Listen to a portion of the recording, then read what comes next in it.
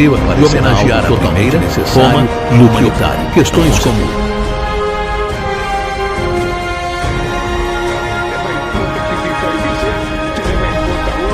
agrícolas e uma população ainda mais.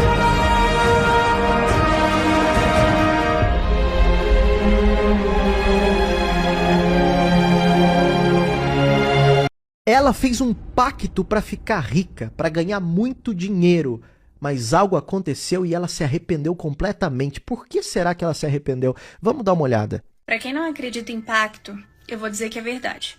Eu fiz, mas me arrependo e eu quero contar a minha história para vocês. Eu tinha 26 anos na época e o meu desespero em conseguir alavancar o meu negócio me fez procurar uma pessoa e muitos famosos já falaram dele. Inclusive, eu conheço muitos famosos que também fizeram o mesmo pacto que eu. O primeiro contato foi virtual. Ele me explicou o que eu precisaria e o custo de tudo isso.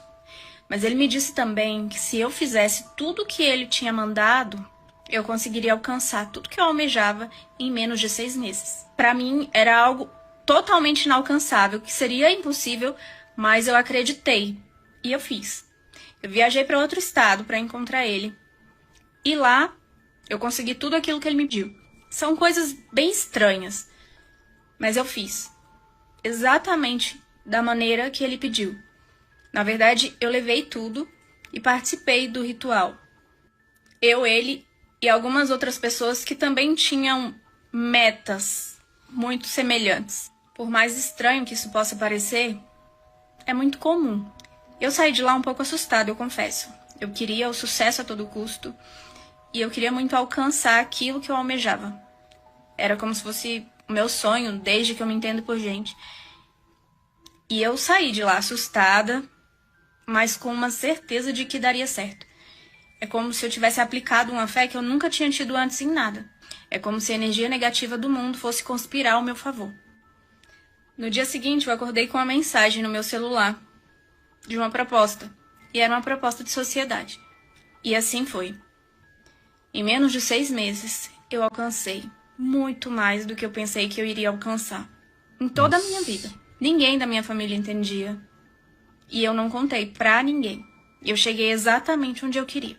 Eu posso estar contando pra vocês e isso parecer uma coisa boa ou que legal, deu certo. Eu vou fazer também. Mas eu preciso contar as consequências que vieram depois disso. 1 ano depois, a minha fortuna era cada vez maior. O meu negócio se tornou uma franquia e eu não parava de crescer profissionalmente. Mas a minha vida amorosa acabou. Eu descobri que meu marido tinha um caso, terminamos, eu comecei a ter outros relacionamentos todos frustrados. Nenhum dava certo. Eu descontava tudo na bebida. Nossa. Eu tinha acesso a outras coisas também. E eu usava, tentava amenizar a dor da frustração. Eu tenho 2 filhas, elas sofreram um acidente de carro. A minha situação financeira segue muito bem, mas não tenho paz um só dia.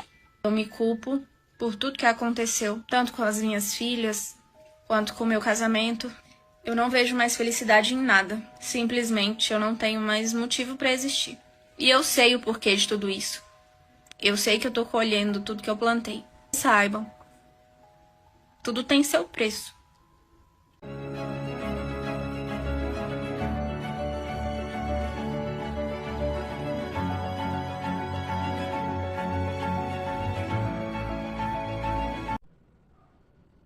Olá, sejam todos bem-vindos para mais uma sessão do estudo de profecias.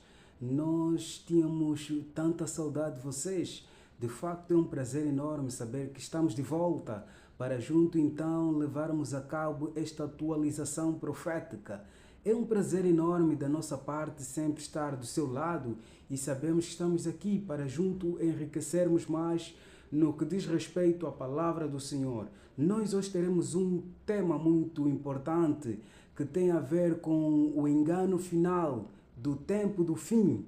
O caro internauta lembra o incidente da história de Adão e Eva, quando, por sinal, Eva se distanciou de Adão e na presença da serpente tiveram um diálogo e a serpente disse para Eva: certamente não morrerás. É nesta temática que vamos mergulhar hoje. Portanto, nós não teremos aqui um sermão propriamente dito. Caso o internauta queira ter contato com um sermão, basta acessar o link na descrição abaixo, poderá levá-lo então ao nosso painel, onde poderá selecionar um dos sermões ao critério do caro internauta. Portanto, nós aqui vamos fazer uma breve atualização sobre assuntos proféticos das coisas que estão a acontecer. E nós não vamos propriamente deixar-nos falar, mas vamos convidar o internauta a acompanhar vários vídeos selecionados aqui a respeito da temática a ser levantada aqui. Portanto, no livro de Mateus 8, versículo 36, Jesus Cristo diz de forma muito incisiva: do que adianta ganhar a terra, a glória deste mundo, as riquezas que essa terra oferece e perder a sua alma para sempre. E ao olhar para esta afirmação de Jesus, nós podemos associar esta afirmação com as palavras da irmã Ellen White, no livro Eventos Finais, onde ela diz que ao nos aproximarmos no tempo do fim, os eventos finais serão sucessivos e rápido. Isso pressupõe dizer que ela, em 1888, no livro Primeiros Escritos, página 336, havia descrito um panorama do tempo do fim, onde ela descreve como as experiências com batida nas portas. O que isto tem a ver? Prontos. Para tal, eu convido-lhe então a mergulharmos junto no estudo de hoje, que será muito aliciante. Portanto, vamos juntos orar ao Senhor. Querido Pai que estás nos céus, muito obrigado, Senhor, por permitir que mais uma vez esta vasta equipa pudesse estar aqui para junto então estudarmos a Tua Palavra. Permita, Senhor, que ao abrirmos esse tema bastante complexo e difícil, o internauta que está do outro lado possa se sentir confortado e abraçado pelo Espírito Santo, iluminado para a compreensão destas palavras. E caso esteja a passar um incidente idêntico ao tema que vamos levantar aqui, que em nome de Jesus, os seus santos anjos possam libertar o caro internauta de toda a opressão do engano do inimigo. E que pelo poder do Espírito Santo haja libertação em nome de Jesus, o nome que liberta cativo e transforma vidas para a eternidade. Em nome de Jesus, amém. Bem, até onde o preço da fama pode levar? Pactos. O caro internauta já ouviu falar relativamente a essa expressão, pactos. Até onde a fama pode levar? Nós vamos convidar aqui, vamos ouvir aqui uma entrevista de um famoso da Hollywood. Vamos convidar a ouvir essa entrevista de um famoso da Hollywood, preparado aqui no nosso canal. Esse autor já fez participação em vários filmes da Hollywood, tal como Uma Noite em Miami e Question of Money, e muitos outros filmes. Já teve participação com The Rock e fez participações em vários filmes, onde foi ator, inclusive ator principal. Mas, de facto, o que mais me surpreende é a declaração deste ator face ao que tem acontecido dentro desse grande império chamado Hollywood e os pactos feitos dentro desse império para se manter na grandeza, na riqueza. Portanto, eu convido-lhe a acompanhar. Um ator, no auge de sua fama, abandona o brilho e a fama de Hollywood em troca da salvação de sua alma. Ele é mais conhecido por seus papéis como Quincy em Ballers da HBO, Wells Jarrah no drama The Senate e Cassius Clay no filme biográfico Uma Noite em Miami. Damos as boas-vindas a Eli Gore. Muito obrigado por estar aqui. Obrigado. Então já tivemos você sobre alguns dos seus papéis e as experiências em que isso foi invocado. Bem, eu diria que ouvi isso de outros atores. E ouvi eles dizerem, por exemplo, Denzel, quando ele estava fazendo Malcolm X, ouvi a citação de Spike Lee, onde ele disse, você sabe, Denzel estava ausente. Era Apenas Malcolm. Malcolm estava falando através dele, e ele nem precisava mais do roteiro. Ele jogaria o roteiro fora, e seria apenas Malcolm. Se eu continuasse, eu estava inventando. Você não inventou Denzel. Eu não estava inventando, eu estava usando. Não, mas mesmo assim, eu fui uma testemunha disso. Canalizar o espírito de Malcolm, porque eu me lembro de uma vez onde nós fomos aos discursos de Malcolm, e uma vez que você terminou com o texto, você continuou. E houve muitas vezes naquele filme em que todos nós tivemos que nos beliscar porque achávamos que estávamos vendo a reencarnação de Malcolm. Não se tratava de imitação, certo? Você sabe, para capturar o espírito. Quando eu fiz Malcolm X, eu apenas orava todas as manhãs, você sabe, antes de sair para o set. Eu estou tipo, Malcolm, vamos lá, você sabe, porque não é pra mim. Certo? Basicamente, o que eu fiz foi me ajoelhar. E meio que se comunicou com os espíritos. E quando eu saí, eu estava no comando. Cena poderosa, cena poderosa. Eu não poderia ter atuado isso. E então começamos a primeira gravação e 2 vozes saíram de você. Você se lembra disso? 2 vozes. E eram palavras simultâneas, mas eram 2 níveis de som. E eu olhei pra você. Você ficou impressionado. Eu fiquei impressionado. Pessoas diferentes. Eu disse, não, Jack. Você está canalizando. Todos os atores realmente vêm dos antigos homens da medicina e dos xamãs nas aldeias antes do cristianismo, onde eles colocavam máscaras e atuavam, e realmente o quê? Eles provavelmente eram bem malucos, mas eles entravam e encontravam respostas para perguntas. E você sabe. Para mim, pessoalmente, eu tinha feito muito Meisner. E uma das coisas com Meisner é que você repete a mesma coisa. Você repete a mesma coisa. Esse era meio que o meu processo. Então, Meisner é um método de atuação? Na verdade, é chamar temporada porque então poderei quitar minha hipoteca. Poderei fazer muito mais e então vou me aposentar. Era isso que eu estava me dizendo agora.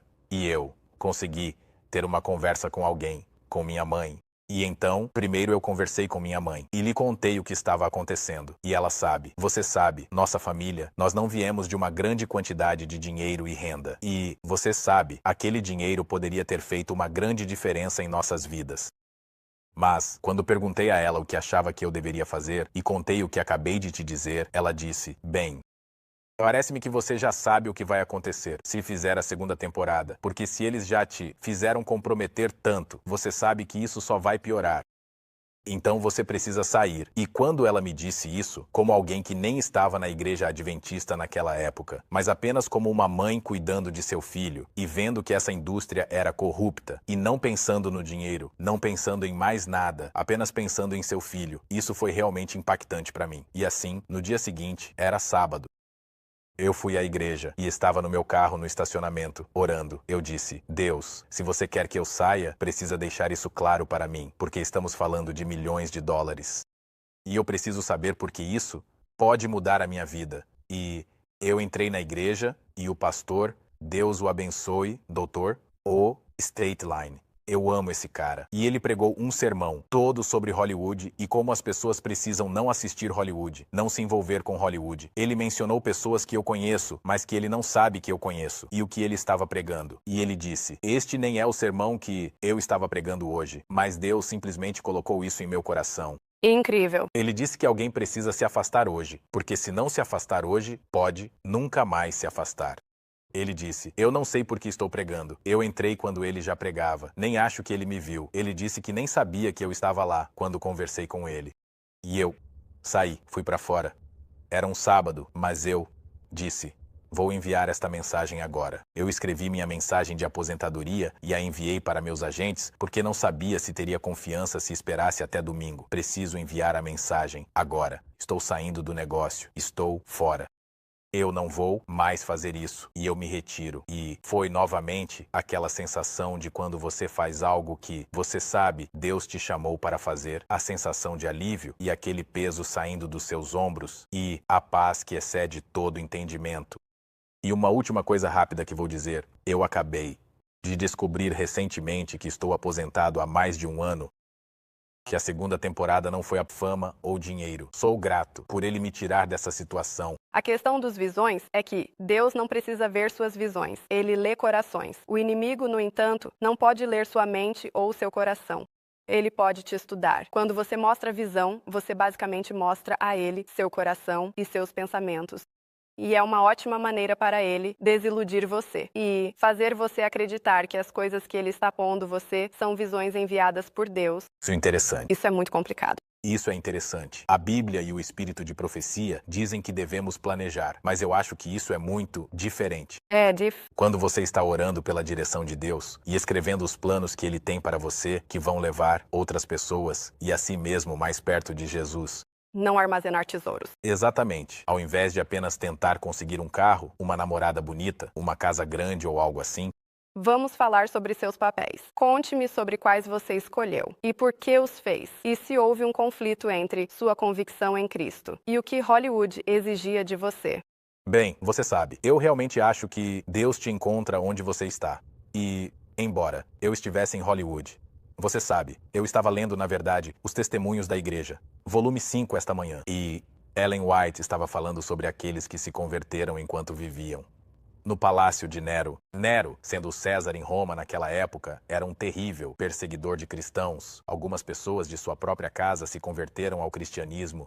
E, você sabe, eles tiveram que manter seu cristianismo nesse ambiente. E assim, Deus nos encontra onde estamos e, no final das contas, os diferentes papéis que eu consegui, seja em The 100, seja em Riverdale, ou seja em Uma Noite em Miami, sempre havia uma experiência que eu teria, onde Deus tentaria me mostrar algo, Ele tentaria me ensinar algo. Então, como eu falei na parte 1, quando eu estava em The 100, claramente show pagão, um show onde, você sabe, há pessoas sendo crucificadas. Quero dizer, era claramente anti-Deus.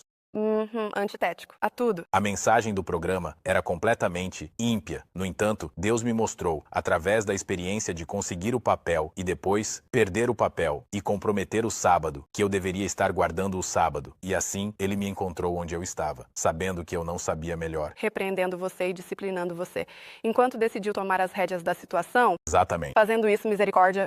Com misericórdia, me permitindo dar um passo de cada vez. Você sabe, eu vou te ensinar sobre o sábado e vou te ensinar sobre o dízimo.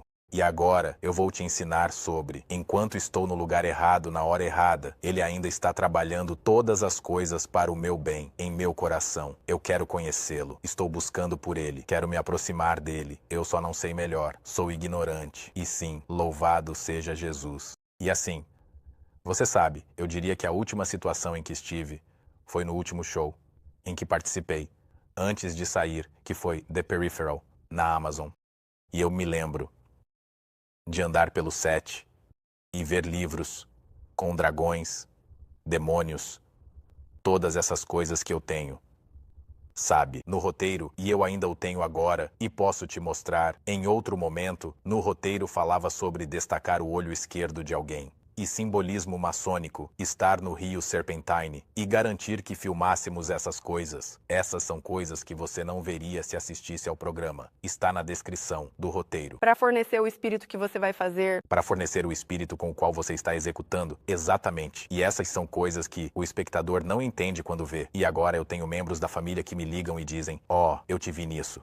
E isso parte meu coração, porque eu não quero que minha família seja exposta a essas coisas. E sou eu quem estava promovendo isso, você sabe, mas mesmo assim, e você está influenciando.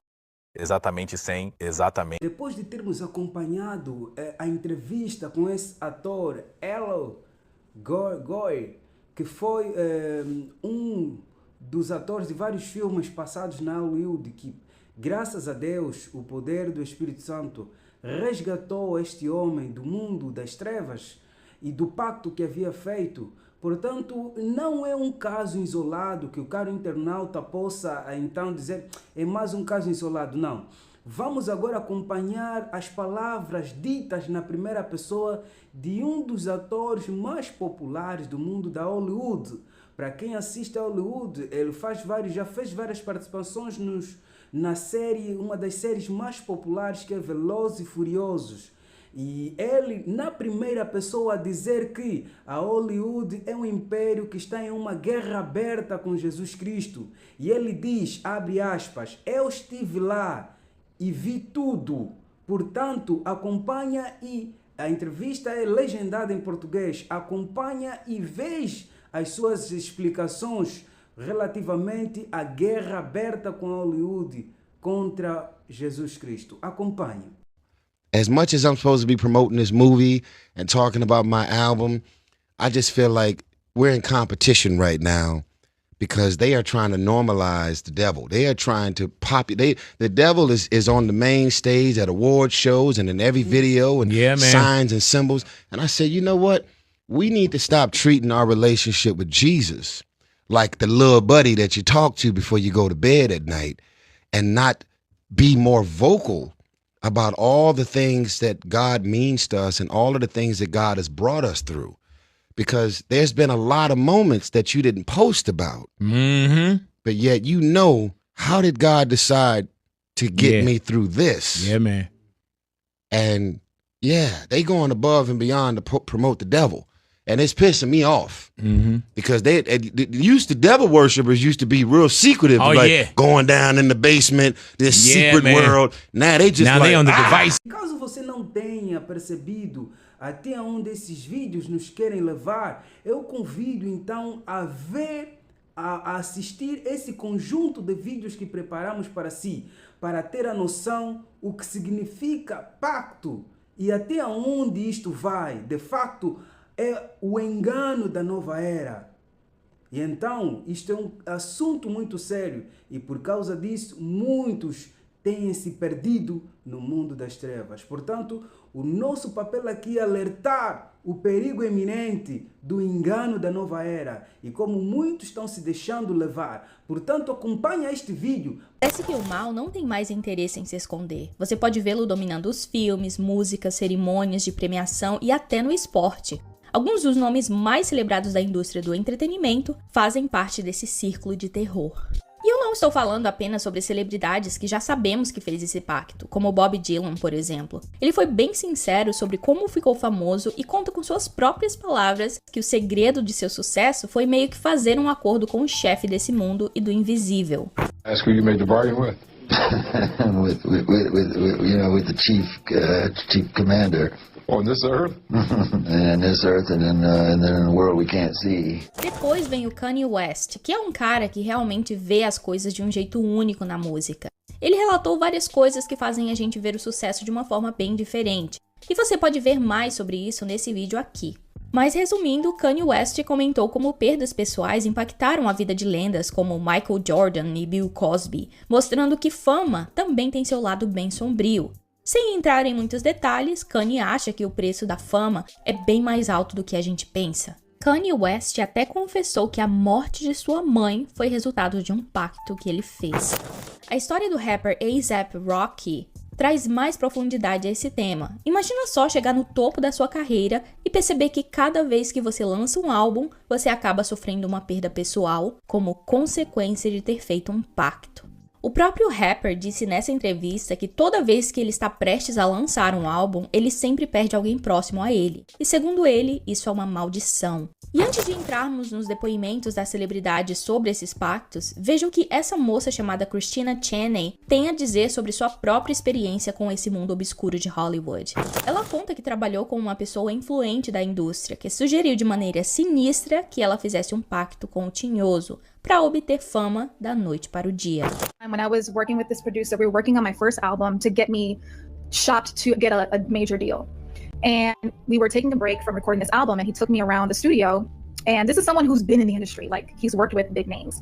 And so he was like, hey, so you know that if you were to sell your soul to the devil, you can have instant fame tomorrow. So he's like, but if you sell your soul, we can go high. And it was like, in that moment, I received all this knowledge and a huge, what I can explain was like something fell on me. Agora, o que a grande maioria das maiores celebridades do mundo tem em comum?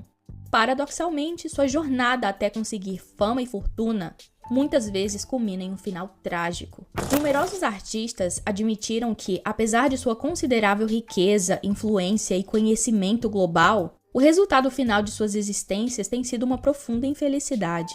Inúmeras pessoas foram enganadas pela falsidade de que imitar o estilo de vida dessas celebridades é a chave para alcançar alegria e satisfação. O glamour da fama muitas vezes mascara uma realidade cheia de angústia, obscuridade e desespero. O ator Brad Pitt, por exemplo, compartilhou abertamente seu profundo sentimento de vazio, apesar de alcançar tanta riqueza e fama. Ele confidenciou em uma entrevista a Rolling Stones em 2020 que a busca por ganhos materiais deixou ele e outros se sentindo muito vazios. Abre aspas. Cara, eu sei que todas essas coisas deveriam parecer importantes para nós. O carro, casa, nossa versão de sucesso. E eu digo, jogue tudo isso fora. Precisamos encontrar algo a mais. Mas tudo o que eu sei é que nesse momento estamos caminhando para um beco sem saída. Um entorpecimento da alma, uma atrofia completa do ser espiritual. Eu não quero isso. Agora, a ênfase está no sucesso e no ganho pessoal. Eu estou te dizendo, não é isso. Sou o cara que tem tudo, mas uma vez que você tem tudo, você só fica com você mesmo. E essa admissão revela um profundo vazio espiritual dentro de Brad. Ele foi criado como um batista e hoje diz que não é contra a fé. Disse que a religião funciona e sabe que há um conforto ali, um ponto de apoio, e que é algo para explicar o mundo e dizer que há algo maior do que você e que no final tudo vai ficar bem. Mas o mesmo Brad Pitt, depois de adulto, disse em uma entrevista que fez um pacto com o diabo. And it took me to my adult years or leaving home where I could really try on something different for myself. That was Satanism. It's working out really well. I made a pact. The movie came out so well. A atriz Megan Fox se tornou um exemplo notável entre muitas celebridades que exploram o ocultismo e satanismo. Ela sempre foi bem clara sobre suas crenças e em junho de 2023, Megan fez manchetes após se declarar uma bruxa e fazer rituais satânicos que envolviam consumir a carne crua de carcaça de animais no quintal de um homem que a acusou de maltratar os seus filhos, ao forçá-los a usar roupas de meninas. Megan também declarou que faz rituais envolvendo beber sangue, com seu atual namorado Machine Gun Kelly. E apesar de tudo, Megan disse que já foi uma pessoa muito feliz, mas hoje é uma pessoa que vive em profunda depressão, apesar de sua imensa fama. Durante uma entrevista, Megan falou sobre seu papel no filme Garota Infernal, onde ela interpretou uma assassina possuída por demônios, depois de passar por um ritual satânico. Megan então falou sobre seu envolvimento com forças demoníacas em sua busca pelo estrelato, sugerindo que essas práticas a levaram à depressão. Ela disse que se abriu para essas entidades, que estavam entre aquelas que se rebelaram contra Deus junto com Satanás. Megan também confessou que, conforme entrou na casa dos 20, um demônio se levantou dentro dela, semelhante ao que aconteceu no filme Garota Infernal. O falecido ator e comediante Robin Williams, em um momento de fraqueza antes de sua morte, revelou como ele se conectava com forças de outro mundo para suas performances. Ele disse que era literalmente como uma possessão. De repente você está dentro e porque está na frente de uma plateia ao vivo, você apenas recebe essa energia que começa a fluir dentro de você. Ele disse que era um paradoxo, porque mesmo aquilo podendo proporcionar uma presença de palco poderosa, era a mesma coisa que o levaria à condenação. Infelizmente, o flerte de Robin com essas forças era algo que ele nem sempre conseguia controlar, servindo como um lembrete de que, apesar das risadas que ele provocava nas pessoas, o próprio Robin Williams encontrou pouca alegria em sua vida pessoal, recorrendo a substâncias ilícitas e álcool para preencher o vazio interior. E influenciado por essas entidades obscuras, Robin deixou um legado complexo, entrelaçando imenso talento com profunda tristeza interior. Mas esse flerte com forças do mal não acontece apenas em Hollywood. Pelo contrário, seus ramos estão espalhados por todos os lados. Um exemplo claro é o do atleta Tom Brady, ex-marido de Gisele Bündchen. Mesmo sendo celebrado como o maior de todos os tempos no futebol americano, Tom Brady não ficou imune aos desafios pessoais profundos. E a CBS destacou um aspecto incomum na vida de Tom Brady, notando que o segredo de seu sucesso era que ele havia se casado com uma bruxa, uma referência brincalhona à ex-esposa Gisele Bündchen. Esse comentário foi feito em tom de brincadeira, especialmente depois da vitória do time de Tom Brady no Super Bowl 53, quando Gisele supostamente lembrou Tom da sua boa sorte em ter uma bruxa por esposa. E em uma entrevista, o Tom reconheceu abertamente que isso poderia ser verdade. Ele disse, abre aspas, "Eu aprendi muito com a minha esposa ao longo dos anos. Ela é muito sobre o poder da intenção e acreditar que as coisas realmente vão acontecer. E ela sempre faz um pequeno altar para mim no jogo, que eu poderia levar com fotos dos meus filhos, e tenho essas pedrinhas especiais e pedras de cura e proteção, e ela me faz usar um colar e tomar essas gotas que ela faz. E eu digo todos esses mantras que ela manda eu dizer, E eu já parei de questionar há muito tempo. Eu apenas me calei, escutei e fiz. E no início era tipo, isso é meio louco. Mas então, cerca de 4 anos atrás, estávamos jogando contra o Seahawks e ela disse, é melhor você me ouvir, esse é o seu ano, mas isso é tudo que você vai ter que fazer para ganhar. E eu fiz todas as coisas que ela disse e, meu Deus, funcionou, foi muito bom. E então em 2015, por volta de janeiro, ela disse, você sabe o quanto eu te amo. E eu disse, sim, eu sei. Então ela disse, eu só quero que você saiba que esse não vai ser o seu ano. E claro que nós perdemos. Depois eu perguntei, como será 2016? E ela disse, 2016 vai ser o seu ano. Então foi o início de janeiro desse ano e eu disse, amor, nós temos chance? E ela disse sim, mas você vai ter que trabalhar muito e realmente vai ter que me ouvir. Então, cara, eu a escutei e logo após o jogo ela disse, viu? Fiz muito trabalho. Você faz o seu trabalho e eu faço o meu. Você tem sorte de ter se casado com uma bruxa. Eu sou apenas uma boa bruxa. E uma observação curiosa surge ao examinarmos a vida daqueles que aparentemente possuem tudo o que é frequentemente associado com felicidade, que é fama, fortuna e sucesso. E em vez de alcançar a realização pessoal, parece que prevalece o profundo vazio espiritual. Esse padrão não é exclusivo de atores, atrizes e figuras do esporte renomados. Afeta igualmente as principais personalidades da indústria da música, como por exemplo Justin Bieber, que apesar de toda a fama, sucesso e dinheiro, revelou que as coisas chegaram a um ponto tão crítico que sua equipe e seguranças tinham que entrar em seu quarto à noite para verificar o seu pulso, e que ele acordava pela manhã e a primeira coisa que fazia era tomar pílulas e fumar um baseado para começar seu dia. As coisas ficaram tão assustadoras que ele chegou a fazer um apelo. Ele disse, Deus, se você é real, me ajude a superar essa fase, largar essas pílulas e todas essas outras coisas. E se você fizer isso, eu farei o resto. Justin conseguiu parar com as pílulas após esse momento de reflexão, mas admite que nunca enfrentou as causas profundas de seus problemas. Ele parou com as pílulas, mas não resolveu a raiz do problema. Então acabou voltando ao mesmo ponto, como acontece com a maioria das pessoas. O Shia LaBeouf compartilhou quando se envolveu nessa mesma situação. Sua vida estava completamente descontrolada, ele estava saindo de um período extremamente difícil e já não desejava mais continuar com sua carreira de ator. Sua vida estava em desordem, ele havia ferido muitas pessoas e estava carregado de profunda vergonha e culpa. Shia também mencionou que evitava sair e sentia um forte desejo de não estar mais vivo. Hoje, ele disse que fez as pazes com Deus e se apaixonou por Jesus depois de se converter. A Cara Delevingne, que já teve vários problemas públicos com substâncias ilícitas, inclusive eu já trouxe aqui nesse canal, admitiu que tinha um demônio dentro dela e que tinha pensamentos obscuros. Ela compartilhou que passou por um período em que não tinha vontade de viver. Ela se sentia completamente sozinha e isolada, apesar de reconhecer que tinha uma família e amigos maravilhosos. Mas por incrível que pareça, Cara nunca conseguiu associar essas batalhas internas com sua fixação pelo obscuro. E até mesmo o icônico Elvis Presley, reverenciado como o rei do rock, não estava imune às lutas internas profundas. Muita gente sabe que ele experimentou depressão intensa, raiva, fúria incontrolável e muitos problemas de saúde. Mas poucos sabem que Elvis, na verdade, era profundamente envolvido com o ocultismo, acreditando que ele estava sendo guiado por uma presença espiritual que inicialmente ele achou que era o seu irmão falecido, Aaron. Ele estava convencido de que esse espírito o havia escolhido para ser uma figura messiânica para a nova era, levando outros a práticas ocultas. Infelizmente, a vida de Elvis terminou prematuramente aos 42 anos, devido a um grave ataque cardíaco. Um evento que também revelou que ele era extremamente envolvido com pornografia e escrevia textos escuros sobre sexo e energia psíquica. Seus associados mais próximos, conhecidos como a Máfia de Memphis, atestaram seu uso de forças ocultas para influenciar o seu público, apesar de sua fama monumental.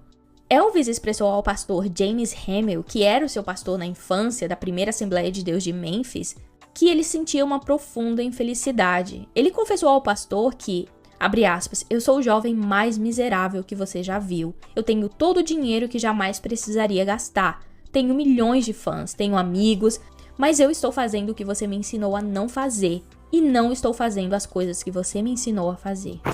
John Lennon, o líder visionário dos Beatles, também é bem conhecido por seus comentários contra Deus. Mas muitos não sabem que, apesar de ele ter navegado por desespero profundo, desesperança e depressão, John Lennon também tinha uma enorme admiração pelo satanista Aleister Crowley e já admitiu publicamente praticar atos obscuros inspirados por esse homem. O pacto de John Lennon com a escuridão foi ainda mais elevado em uma entrevista onde ele afirma que vendeu sua alma ao diabo. Pouco tempo antes de sua morte, John Lennon escreveu uma carta a um ministro cristão refletindo sobre sua música Money Can't Buy Me Love, dizendo que era verdade, que ele queria a felicidade. Não queria continuar com as drogas, queria sair do inferno. Infelizmente, ele não teve tempo para isso. E a história dele, como a de muitos outros, mostra que buscar satisfação em riqueza, drogas e fama é inútil, pois essas coisas não conseguem preencher um vazio interior profundo. Você tem que tratar o seu interior primeiramente. Os tristes destinos desses famosos mostram um padrão preocupante, onde eles se entregam a forças negativas em troca de sucesso passageiro, acabando sem verdadeira felicidade ou paz. O Michael Jackson, conhecido mundialmente como o rei do pop, também não encontrou a paz em sua vida. Em sua autobiografia, Moonwalk, ele revelou o quão profundo era seu sentimento de isolamento, apesar de sua enorme fama. Ele disse: "Eu sou uma das pessoas mais solitárias do mundo. As pessoas acham que você é sortudo, que tem tudo. Elas pensam que você pode ir a qualquer lugar e fazer qualquer coisa, mas não é bem assim." Ele também descreveu sua solidão como tão intensa que ele não desejaria a ninguém. Michael Jackson também revelou em sua autobiografia suas experiências de canalizar entidades espirituais em um quarto cheio de espelhos, acreditando que essas entidades o inspiravam na música.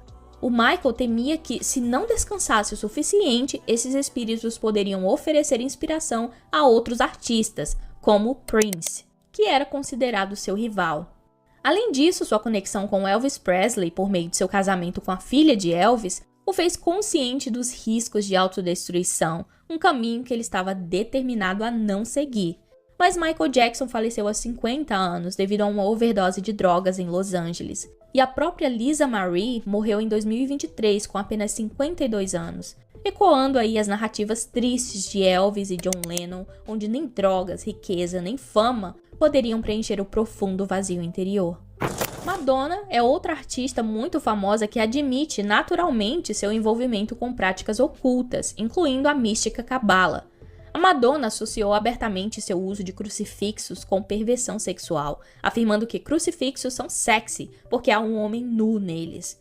Em janeiro de 2023, ela provocou mais controvérsias com uma sessão de fotos de A Última Ceia, com apenas mulheres na foto e ela interpretava Jesus Cristo. Apesar da adoração de inúmeros fãs e o entusiasmo das turnês, Madonna admitiu lutar contra demônios internos, dizendo em uma entrevista que ela é uma pessoa atormentada e tem muitos demônios dentro dela. O Kurt Cobain, o icônico vocalista da banda Nirvana, que é celebrado como um dos maiores artistas de todos os tempos, também flertava frequentemente com o oculto e tinha uma profunda fascinação por Anton LaVey, o notório fundador da Igreja de Satanás e autor da Bíblia Satânica. O interesse de Cobain por LaVey era tão intenso que ele tentou envolvê-lo no álbum inovador do Nirvana chamado Nevermind, propondo que LaVey tocasse violoncelo no disco. Mas apesar da sua fama monumental, o Kurt Cobain lutava com um vazio profundo, dependência química e depressão crônica.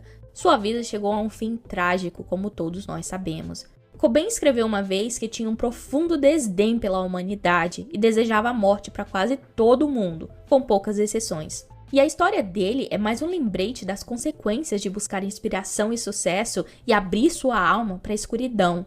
Parece lucrativo no começo, mas o preço a ser pago é alto demais. A Lady Gaga e a Katy Perry, duas das maiores estrelas da música pop atual, têm falado abertamente sobre suas lutas contra a depressão e o sentimento de vazio, mesmo com o grande sucesso que elas alcançaram em suas carreiras. O trabalho criativo de Lady Gaga frequentemente explora temas complexos e controversos, como na música Judas, que ela explora sua fascinação pela figura de Judas Iscariotes, o apóstolo que é infamemente conhecido por sua traição a Jesus Cristo, após ter sido possuído por Satanás, segundo a tradição cristã. Em uma declaração reveladora, Lady Gaga relembrou um sonho em que ela encontrou Satanás, e quando foi pedir conselho a um amigo, ele disse para ela simplesmente se envolver mais com esses demônios, sugerindo que confrontar esses aspectos sombrios poderia servir como uma fonte de inspiração artística. A Katy Perry, que inicialmente pretendia fazer carreira como artista cristã, admitiu abertamente que não conseguiu lançar sucesso nesse gênero e acabou vendendo sua alma para o diabo para ter sua carreira pop. Essa declaração expressa metaforicamente como ela comprometeu seus objetivos e valores iniciais para alcançar fama, sucesso e dinheiro na indústria da música. Desde que ela vendeu sua alma ao diabo, a Katy Perry periodicamente luta contra a depressão e a autossabotagem. E Russell Brand, o ex-marido de Katy Perry, que era constantemente associado com o oculto, recentemente expressou um sentimento de que a humanidade está em busca de realização em caminhos que, no final, os deixam sempre vazios. O Russell também declarou que parece que nós fomos enganados a negar a existência de Deus, e a resolução singular e definitiva reside no relacionamento com Jesus Cristo, o Senhor e Salvador. E muitas celebridades têm admitido seu envolvimento com atividades satânicas e ocultas na busca por fama e dinheiro, aparentemente arriscando. O que eles dizem acerca de um pacto? Vou convidá-lo a acompanhar este vídeo e vamos ouvir o que eles próprios têm a dizer acerca desta temática. Mais uma pergunta assim que eu acho que pelo menos passa na minha cabeça e passa na cabeça de muitos. A mãe Michele, né, que é lá do Rio Grande do Sul, daqui a pouco a gente vai falar mais dela, mas ela já me explicou como que é a visão dela nessa questão, você falou do acordo. Na sua religião, nas suas práticas, como funciona esse acordo? Por exemplo, eu quero ter muito dinheiro, muitas posses, eu vou fazer um acordo com Belial. Esse acordo é aquilo que a gente vê nos filmes de eu dou minha alma para ele, ele leva minha alma para sempre, ou não? Não é nem como está no livro de São Cipriano. Sabe o demônio da garrafa? O Famalhar? Como é que é o nome? Famalhar. Eu tenho o livro de São Cipriano ali. E como é que faz o famalhar? O famalhar, você pega, compra um galo, uma galinha, você alimenta com cachaça, com pimenta. Você alimenta o galho e a galinha com cachaça. Cachaça e pimenta na quaresma. Aí vai nascer aquele ovo, você vai colocar aquele ovo na incubadora e daquele ovo vai sair o famalhar, um demônio, né, que vai para dentro da garrafa. Que a gente prende ele lá. A gente prende ele lá. Tá. Mas isso é São Cipriano, né? A gente tem que saber entender o que tá ali. Com o Daimon, quando você faz um acordo com ele, ele é um deus. Então, assim, não tem o que você possa ofertar pra ele que vá... Ele é um deus. Que ele vá falar, gostei disso. Nossa, não, ele não precisa de nada. Eu sempre quis isso, né? Não precisa. Não, nem se você der uma Louis Vuitton pra ele, não vai dar nada. Então, assim... Uma Louis Vuitton é ótimo. Ai, menino, se eu te falar que eu enlouqueci quando eu fui em Paris. E assim, enlouqueci. Eu quero visitar quando eu for. Vai amar. É tudo caríssimo. R$35 uma Coca Cherry, uma Coca de cereja que eu queria que tivesse aqui porque é um sonho. Então você vai fazer esse trabalho, esse acordo com esse daimon. Você vai ofertar ali, exemplo, frutas, incensos, tem daimons que pedem sacralização de animais, e eu não falo sacrifício, né? Eu falo sacralização, tornar sagrado aquele animal, né? Para um ato sagrado. E tem daimons que pedem seu sangue, por aí vai, tá? O que você está dando ali? A sua energia. Entendi. Então, a energia de você sair de casa, buscar o material, escolher a melhor fruta, de você escolher o melhor incenso, a melhor vela e blá, blá, blá, blá, blá. Então, você está impregnando sua energia. É de boa. Se você me contrata... Assim, sem o sangue é de boa, sem a sacralização, porque eu não tô acostumado, mas... Sim, mas se você me contrata, você não vai precisar fazer nada disso. Eu vou fazer por você. Então é mais simples ainda. Aí as pessoas dizem assim, e a minha alma? Ai, gente, para com isso, isso é muito católico. Os daimons... Isso é muito uma visão talvez cristã, né, Malagueta? De, ele vai levar a minha alma pra sempre, ou vai levar a alma do meu filho, vai levar os meus gatos, vai levar, entendeu? Uma coisa que é importante. Porque eu sempre ouvi isso, por que eu falei da mãe Michele? Porque eu também perguntei a mesma coisa pra mãe Michele. E a ignorância é minha mesmo, assim, porque muita gente fala o seguinte, não acredita nisso não, que isso aí é pacto com o diabo. Então, não é um pacto com o diabo, porque é um trabalho com o daimon, e o daimon, que é o demônio... o daimon é o demônio? Daimon significa divindade, ser, espírito... Ele é um deus. Entendi. Então ele é um deus primitivo. Ele é diferente do que o cristianismo prega que um daimon é. Então, por exemplo, no cristianismo, tudo bem, isso daí é o diabo, é coisa ruim. Mas para sua religião, ele é um Deus todo-poderoso que vai te atender se você fizer o que ele pedir, tipo, dar frutas, dar sacralização e tal. Sim, isso que são deuses primitivos. Então, assim, imagina, deuses primordiais da Terra. Entendi. Espíritos que sempre existiram. Eles têm uma energia mais caótica. Por isso que as pessoas têm essa visão errônea. E não... Nós notamos aqui, diante dessa explicação, desse podcast apresentado ali, que há muita matéria subliminar sendo passada ali. Porque eles dizem uma nova era, falam da igreja da Irmandade, mas tudo isso são mensagens ocultas. E já que dentro dessa temática ele citou a Anitta, então vamos convidar o internauta a ouvir nas próprias palavras dessa cantora brasileira o que ela diz abertamente. Vamos ouvir se ela vai falar isso, vai nos responder abertamente. Primeiro de tudo, tá? Primeiro de tudo, que eu falo abertamente qual é a minha religião. Candomblé. Segundo de tudo, já falei 1000 vezes em vários lugares, não sei se 1000 vezes, mas já falei em alguns lugares que eu sou EQED. Se você dá um Google, bota assim, Anitta Candomblé. Aí você vai ver algumas vezes que eu possa ter falado disso. Aí eu falei que eu sou EQED. Se você der um Google, o que é EQED? Você vai descobrir que é uma pessoa que sim, fez o santo, mas que é uma categoria que não precisa raspar a cabeça. A paz do Senhor, igreja. Veja o exato momento em que a cantora Anitta revela que não liga para inveja, pois é macumbeira. Tá feliz, porque essa inveja... Tá certo! Tô feliz mesmo! Muitos motivos pra estar feliz. É cada hora que eu cruzo uma esquina, vem um motivo pra eu estar feliz. Eu não tô nem aí. Ninguém vai barrar minha felicidade, mas ninguém tem o poder de barrar com a minha felicidade. E eu sou macumbeira também. Se tentar jogar alguma coisa, eu venho aqui, ó, pá, defendendo com a minha espada. Falas polêmicas após descobrirem sua religião. Eu sempre fui do candomblé, né? O meu pai, desde que eu era criança, ele seguia a religião, ele tanto frequenta Umbanda quanto candomblé, e ele me levava desde criança. E eu sempre gostei, mas eu também ia para a igreja católica, eu cantava na igreja também. Então eu sempre fui lá e cá. Mais de 300 mil seguidores, menino. As pessoas falaram. Ai, que eu... E já são mais de 200 mil seguidores que eu perco, desde que eu anunciei meu novo clipe. E é um clipe que eu mostro a minha religião, não? Minha religião, nossa.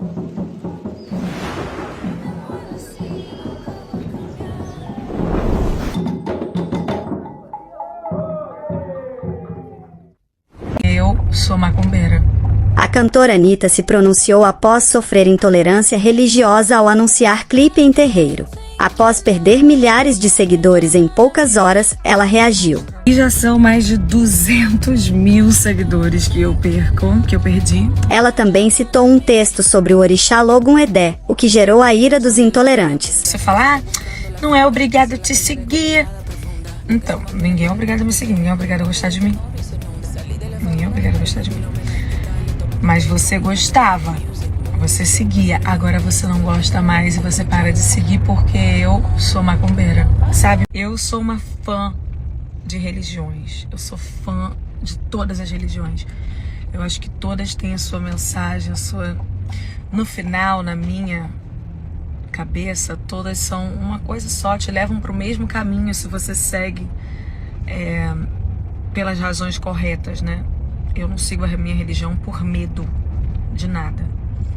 Eu não sigo minha religião por medo de julgamento. Eu não sigo minha religião por medo... Falando de macumba, muita gente também fica sempre nos comentários falando o que eu dou pro meu Exu comer. Mesma coisa que todo mundo, tá, gente? Mesma coisa que todo mundo. Agora, o que eu sei que eu faço é que quando eu saio do terreiro, eu não fico lá só julgando quem sabe mais, quem sabe menos, quem tá com a melhor roupa de ração, quem comprou a melhor roupa pro axé, pra festa do santo, não fico fazendo isso não. Eu vou lá, presto atenção no que o Pai de Santo tá falando, e quando eu saio de lá, eu boto em prática tudo que eu aprendi. Satanás e seus agentes já não estão a ocultar nada, estão a falar abertamente, eles estão a evangelizar a humanidade abertamente. E todas essas figuras públicas têm sido usadas para pregar de forma incisiva uma religião aberta e preparar a volta do anticristo. Portanto, vamos agora ouvir uma versão diferente de alguém que viveu dentro deste mundo e foi resgatado pelos braços de Jesus Cristo. E vamos ouvir das suas próprias palavras o que significa um pacto e como e qual foi o preço pago para isto e como foi resgatado. Convido-lhe então a ouvir verdades escondidas por detrás desse assunto. Talvez, caro internauta, você possa ser libertado ao ouvir essas explicações. Acompanhe este vídeo. Eu me envolvi com engano, me envolvi com satanismo. Comecei já aos 17 anos de idade a ser aliciado pela alta magia, pelo satanismo. Acabei ingressando oficialmente aos 18 anos e fiquei até os 25 anos ali servindo ao diabo. Que tipo de denominação a gente podia usar? O irmão era um bruxo, um mago? Se é que tem diferença? Eu diria um satanista. Satanista. Hoje eles se intitulam com um termo, eles usam uma terminologia própria hoje, que eles usam, se autodenominam um grupo chamado Irmandade. Né? É um grupo, uma organização mundial, tem braços em várias seitas, em vários segmentos da nossa sociedade mundial, e tem como objetivo principal, central, preparar o cenário global para a vinda do recebimento do anticristo. Como é que eles fazem isso? Bom, eles vão utilizar vários subterfúgios para isso, existem várias ferramentas para isso. Primeiro, eles vão ter que se preocupar com a igreja, porque a igreja tem um poder dado por Deus de oferecer resistência ao diabo. Então, para isso, eles vão contaminar a igreja, exatamente como a Bíblia diz, os lobos entrariam no nosso meio, esses lobos entrariam disfarçados de ovelhas, espalhariam em nosso meio doutrina de demônios e fariam até mesmo sinais e prodígios para enganar até, se possível, os eleitos. Então, imagina, a igreja é comparada ao corpo. Vamos imaginar o nosso corpo físico aqui. Nosso corpo ele tem um sistema imunológico, ele vai ser responsável pelo sistema de defesa do corpo. Se esse sistema de defesa ele baixa, sua resistência baixa, vai entrar um vírus, uma contaminação. Então esse tipo de contaminação está entrando no corpo de Cristo. E estão havendo aí, está havendo erupções dessas manifestações no nosso meio. Nós estamos vendo aí o corpo de Cristo doente, muitas vezes dividido, muitas vezes ensoberbecido, entrando mentira, corrupção. O irmão pode dar, por exemplo, um exemplo concreto de algum tipo de atitude assim estratégica desse grupo dentro da igreja? A atitude, existem dezenas de métodos, né, para neutralizar a igreja, neutralizar ministérios. Eu vou procurar sumariar e vou me ater ao mais utilizado. Existem várias estratégias para isso, até o mais utilizado. Primeiro, é claro, vai ser envenenar o corpo de Cristo com uma contaminação. Eu vou desmembrar essa contaminação para ficar mais claro. E o pior seria matar o corpo de Cristo, ou seja, matar ministérios. A noiva não vai ser abatida, mas ministérios vão ser destruídos e muitos, infelizmente, vão ser deixados para trás. Então, o que acontece? Imagina que uma caixa de som, ela está ali preservada, né? Funciona quando passa corrente elétrica sobre ela. Se você tirar essa caixa de som da eletricidade, da fonte de energia, essa caixa de som, embora tenha aparência de caixa de som, ela não faz mais a função dela, não produz mais som. A igreja, embora a igreja possa ter aparência de igreja, se essa igreja for desplugada do plugue do céu, deixa de fluir sobre ela o Espírito Santo, e aí sim aquele ministério morre. Vai entrar doutrina humana ali. A principal estratégia é divisão. Satanás sabe que uma igreja dividida não vai prevalecer. Caso dividida, não prevalece. Então, como é que ele vai utilizar a estratégia de divisão? O satanista se infiltra na igreja, vai procurar de forma principal, vai colocar como sua ênfase do objetivo cargos de liderança, mas não uma liderança como sendo um líder da igreja, do ministério. Vai procurar lideranças menores. É mais fácil você enganar um grupo de 8, 10 pessoas que enganar 300, 400. Então, ele se infiltra numa célula, numa reunião de oração, num grupo menor. Ali ele pega a entidade, cada satanista ele está ligado a algumas entidades. Então, no meu caso, eu tinha um tal do Abraxas lá, que dizia que era o meu guardião, né? Quer dizer, a imagem que eles procuravam passar para mim através do engano. Então, você entra ali, a entidade te aponta quem você pode atacar com feitiço e quem não pode. Então, o feitiço ele vai encontrar, maldição encontra pouso, quando existe um ponto de contato, que é o pecado, a legalidade. O Satanás é um ser legalista, ele precisa de um elo para tocar na sua vida. E ele começa a espalhar boatos. Vai dizer, olha, sabe uma coisa? Vou dizer uma coisa para vocês, meus irmãos, um grupo pequeno. Olha, o pastor da nossa igreja, Deus está me revelando agora, o pastor da nossa igreja está adulterando a esposa. O pastor da nossa igreja é satanista. Olha, o nosso líder está desviando o dinheiro da igreja, mas não contem isso para ninguém, né? Não falem para ninguém, vamos apenas orar. E olha, a língua é uma coisa tão pequenininha, mas dura de dominar, né? E rapidamente isso se alastra. E quando se alastra, promove divisão. A fofoca no coletivo promove divisão. Por isso que Deus abomina quem semeia contenda entre irmãos. E esse termo abominar, se pegar do dicionário, significa repelir com horror. É algo que Deus detesta. E essa contenda no coletivo promove uma divisão. E repare uma coisa, pastor. Quando ocorre rebelião numa igreja, a divisão, quando ela é promovida por rebelião, é uma questão de tempo. Aquele ministério vai brigar entre eles de novo, racha outra vez, briga outra vez, racha. Isso que nós chamamos na batalha hereditária, na maldição, na batalha espiritual, de maldição hereditária. Aquela coisa vai se perpetuando debaixo de uma legalidade. Só tem uma maneira de reverter, pedir perdão para Deus e humildade, pedir perdão ao homem ali, né? Quando você fala que eles estão preparando a volta do anticristo, certamente eles não dão esse nome nem esse enfoque, né? Como é que eles trabalham os seus seguidores com relação a isso? Não, eles falam declaradamente, é o anticristo, eles acreditam, eles vendem uma imagem distorcida, e o poder de persuasão de Satanás, ele é muito grande. Satanás é um ser extremamente inteligente. Muitas vezes nós temos a ideia que Satanás é um leão sem dentes, mas a Bíblia compara ele ao leão. Né? Diz que ele é como o leão, ele não é o leão, né? Mas ele se assemelha ao leão. O leão é um símbolo de poder. Queremos lembrar também que Satanás enganou até mesmo os anjos. Sim. Né? Arrastou a terça parte dos anjos. Então ele tem um poder de engano, de persuasão muito forte. Paulo, quando ele se remete a Satanás, a Bíblia, ele usa a terminologia as astutas ciladas do diabo. Então isso significa que nós estamos dando com um ser muito inteligente, com um poder de persuasão muito grande, e ele engana os seus seguidores de tal forma que eles acreditam que estão realmente desfrutando do melhor da terra. Então, na verdade, o inimigo ele entra num lugar onde ele sabe que vai ter espaço. Claro, à medida que você dá espaço, ele entra. Outra coisa, a gente sabe, Jesus disse que o anticristo ia aparecer. Sim, é fato. Quer dizer, não tem como evitar. Não adianta a igreja falar, não, nós não vamos permitir que o anticristo venha. Né? Não, isso não. Então, não vamos impedir isso. Por que é que precisa enfraquecer a igreja, já que o anticristo vai vir de qualquer jeito? Porque a igreja tem o poder de oferecer resistência. E quanto mais a igreja oferece resistência, mais o inferno é saqueado, mais vidas são restauradas, mais nomes são escritos no livro da vida. E Satanás não quer isso. Ele quer o poder de destruição total. Se dependesse somente dele, não tivesse nenhum objeto de resistência, ele ia causar destruição total. Então a igreja tem um poder muito importante em oferecer essa resistência. Agora, voltando a falar da estratégia dos filhos do fogo, o diabo não corre o risco de, ao mandar alguém para infiltrar-se numa igreja, de essa pessoa acabar aceitando Jesus? Porque ele vai estar no meio da palavra de Deus, gente orando, gente louvando a Deus. Como é que é isso? Claro. Eu acho que até que eles devem ponderar esse risco calculado. Isso aconteceu comigo, graças a Deus, né? Como é que claro, foi? Eu me converti numa igreja evangélica. Eu namorava com uma moça, vou ter que sumariar também, estamos na televisão, né? Mas eu namorava com uma moça evangélica, né? E ela não sabia dos seus pais? Não sabia que eu tinha envolvimento com satanismo, com alta magia.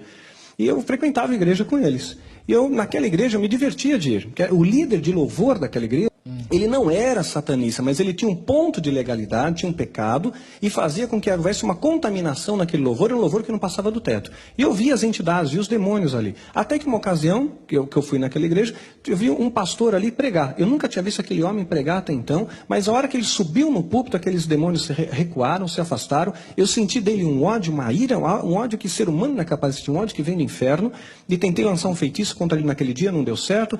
Noutra ocasião, aquela moça tentou marcar, a moça que namorava comigo, marcou um encontro, uma reunião com aquele pastor, eu fiz feitiços, encantamentos contra ele, a noite inteira, e pensei que ia matá-lo, né? No dia do encontro ele não foi, pensei que realmente ele tinha morrido, e aí marcamos 3 vezes esse encontro, né? As 3 vezes eu fiz encantamentos, feitiços, pedi mais ajuda de outros feiticeiros, e todas as vezes ele foi sendo preservado, foi acontecendo milagres, ele foi sendo preservado, né? Eu estou sumariando bastante, isso aí, quando eu conto no seminário é 40 minutos, aqui eu estou compactando, e até que eu realmente, ele acabou indo num desses encontros. Na última vez eu tinha certeza que o homem ia morrer, né? E quando ele apareceu, eu não conseguia nem olhar para ele. Era um homem cheio do poder do Espírito Santo, eu não sabia o que era isso, mas a impressão é que se eu olhasse para ele demais, se eu tocasse nele, eu ia cair por terra. Ele me levou para a sala dele, eu entrei primeiro, ele entra atrás de mim, tranca a porta-chave. Quando trancou a chave, eu falei, poxa, a coisa vai pegar para o meu lado aqui, né? Rapidamente olhei para a janela e vi grades na janela. Num cálculo rápido mental, descobri que eu tinha que emagrecer muito para passar por aquelas grades. E aqui eu falei, pastor, eu não quero mais falar com o senhor não, eu preciso ir embora, né? E ele falou, olha, eu não vou falar com você não, filho. Você não quer conversar, não vou conversar, vou apenas orar por você. Impôs as mãos sobre minha cabeça, perdi a consciência, e foi uma guerra, foram 3 horas e meia ali. E ele sabia? Não sabia. Ele sabia apenas que alguma coisa estava de errado comigo.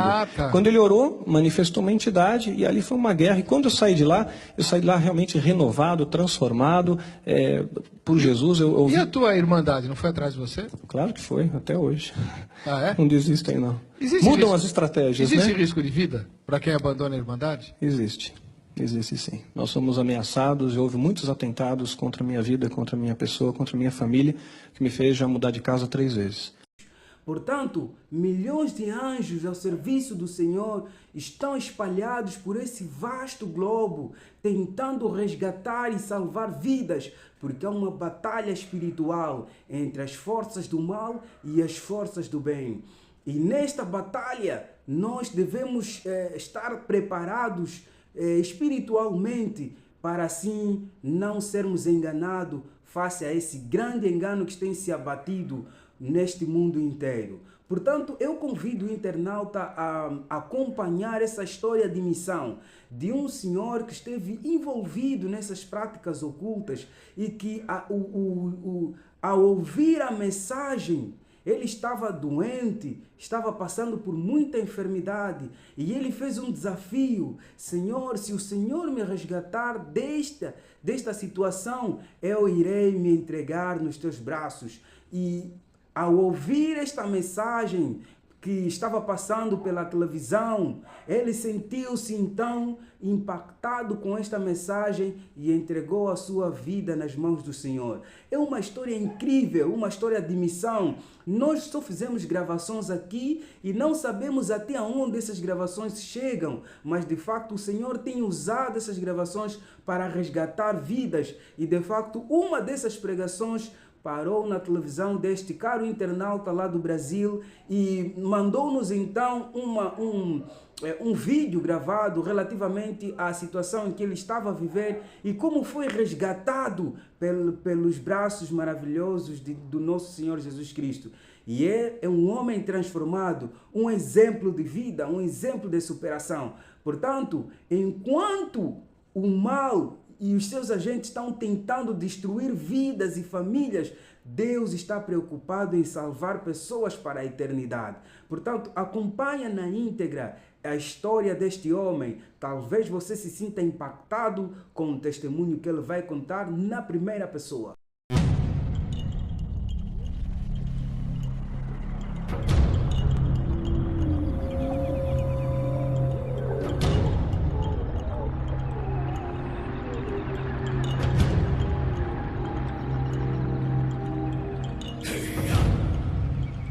Você já pensou no quanto podemos estar distantes de Deus?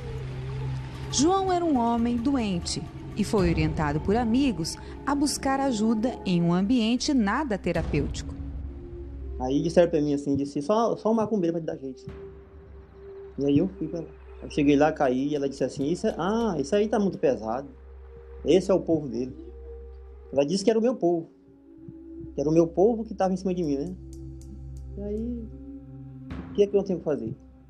Tem que botar ele para trabalhar, botar ele para rodar. E com o tempo, a gente bota ele para trabalhar, né? E aí eu rodei, rodei lá uns 10 anos. Aí chegou o tempo, ela disse, agora não rodo. Aí ele botou para trabalhar, né? Disse, agora o que você tem que fazer, somente acender uma vela grande na sua casa. Aí, eu como eu tinha salão, né? Não tinha onde trabalhar, e eu acendi dentro do meu quarto a vela. Aí desceu um demônio, né? Só um. E aí ela disse, olha, lá na tua casa não dá certo, faz um barracozinho. Que é pra tu poder, né? Poder trabalhar, né? Aí foi onde eu fiz aquele barracozinho. Aí fiz aquele barraco ali, tampei, aterrei. Lá, aí quando eu fiz tudo, que botei a vela lá dentro, agora aí foi o sofrimento. Aí meu amigo, foi 20 anos. Eu ali. Atormentado pelo inimigo, João não recebeu a cura física almejada. Pelo contrário, os trabalhos com a macumba estavam sugando sua energia e saúde. Até sua esposa estava sendo afetada fisicamente. E aí eu, 20 anos sofrendo, morando no fundo do quintal. Né? Aqui era só o terreno. Né? O povo passava, nem olhava, né? Esse aí tá no lixo. Tá no lixo, nem olhava. Ali não ia ninguém, era só eu e minha mulher. E aí eu e minha mulher sofrendo dia e noite. Eu caía e ela me levantava. Ela adoeceu só de tanto me levantar. Né? Na hora que o demônio disse, eu caía. Ela levantava.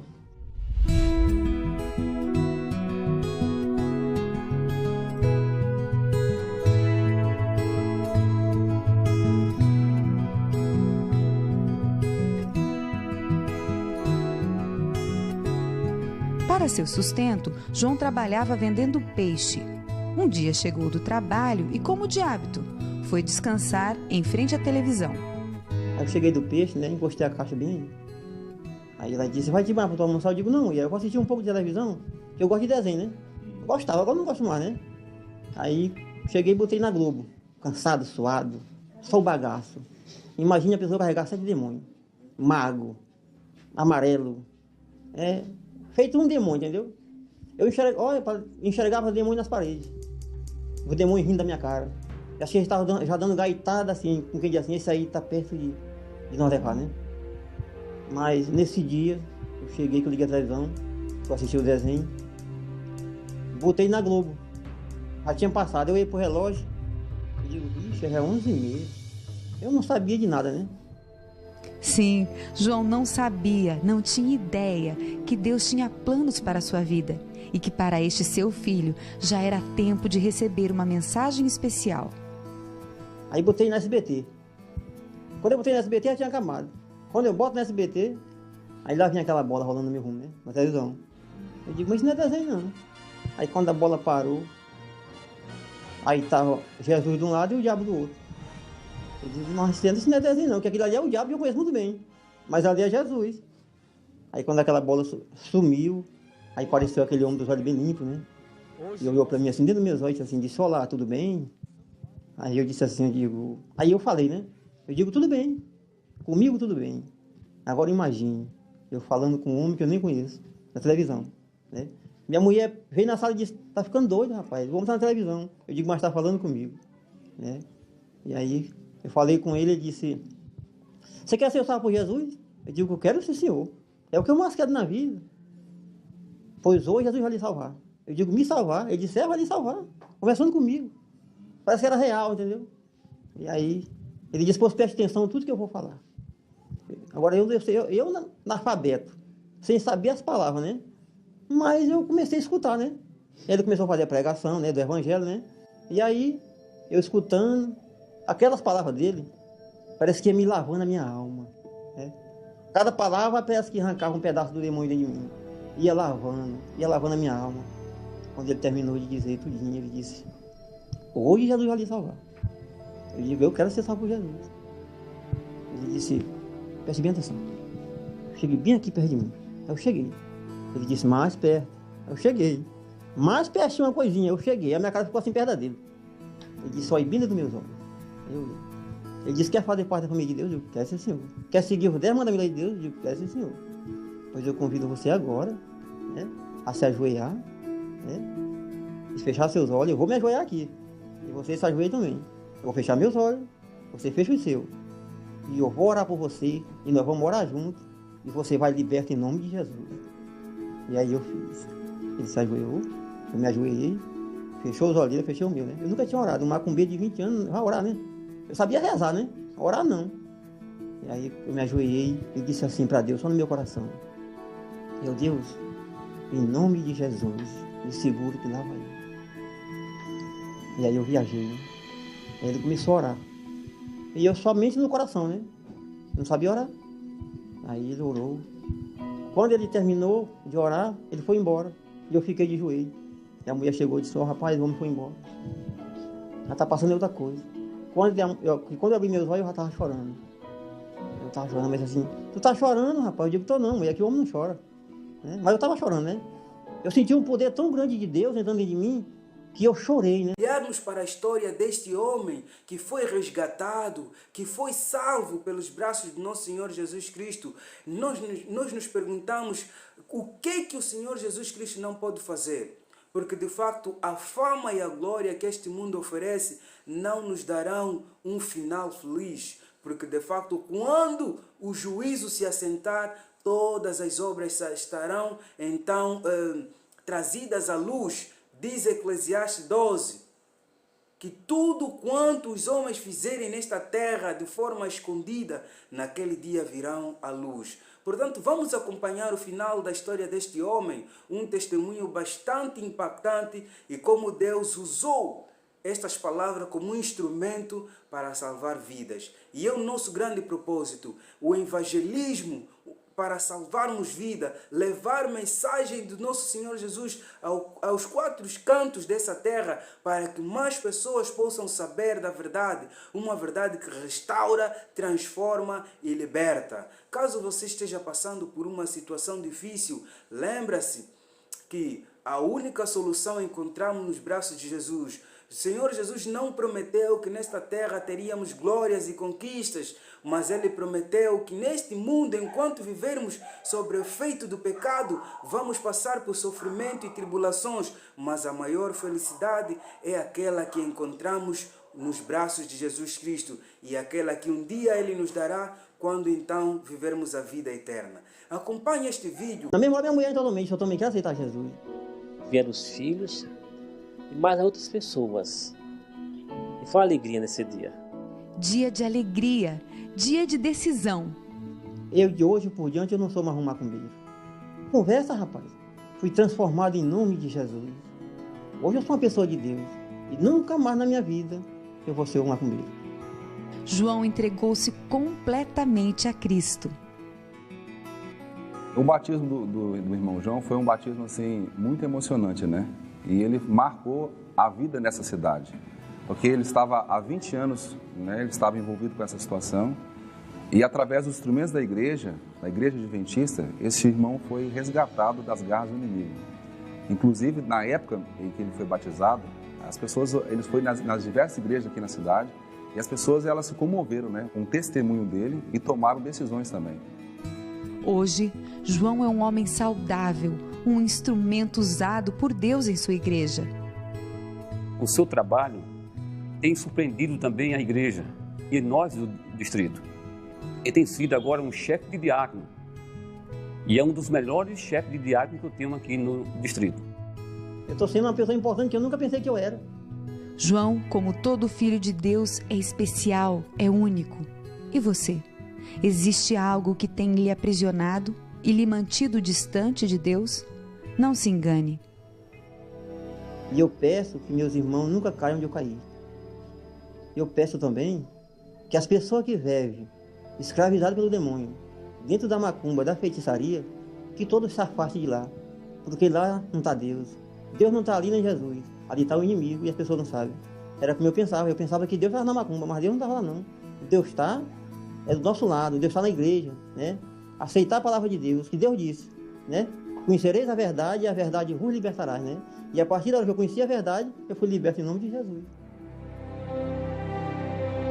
Ouça o convite de Deus. Chega mais perto, mais pertinho, e ouça Deus batendo a porta do seu coração.